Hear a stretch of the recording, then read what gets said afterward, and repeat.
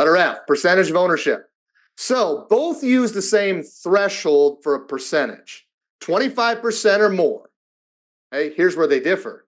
1071 says, when we're talking about principal owners, they got to be natural persons, 25% or more, but we're only looking at direct ownership. So XYZ Corp, who's directly underneath it? And we're only looking at 25% owners that are people, individuals like you and I and Diane. BSA says, whoa, wait a minute. This is about the shell game. We're trying to find that ugly out there. We're trying to find the people that are trafficking guns, drugs, and people. And so 25%, that's where we drew our line, but it's direct. And remember, we're peeling back the layers of the onion. We're drilling through complex organizations, trying to find transparency, trying to find the door that we can go kick down if we want to try and identify and stop the people that are running the drugs and the people and the guns. And so direct and or indirect ownership, both. And so different, not exactly the same thing here. Now, along those lines, we kind of just talked about this one. Letter G in your book is, do we have to review layered ownership? Well, under BSA AML, it's required. That's what we just said, direct or indirect ownership.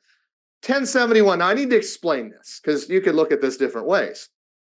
When we talk about reviewing layered complex ownership, can you look at it? Surely you could look at it. If Diane brings me a complex organization that's a small business, I can ask questions and we can talk about the different layers and I can even try to identify who they are. That's all fine and good.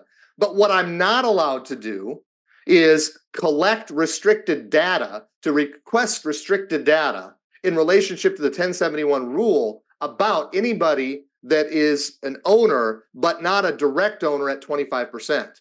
So BSA AML requires me to drill through the layers and then ultimately carry out beneficial ownership and the certification and verification of those individuals, as the rule states.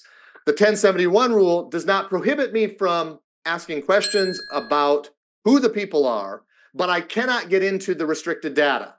So if I have a 20% principal owner, I cannot request restricted data on them. I could go down the beneficial ownership road with them.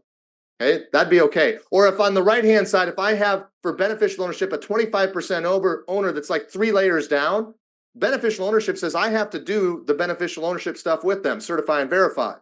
But because they're 3 layers down, even though they're 25%, they are not a principal owner for 1071. I can know about them, but I can't request restricted data because they're layered. They're not direct ownership. And that's where those two rules differ.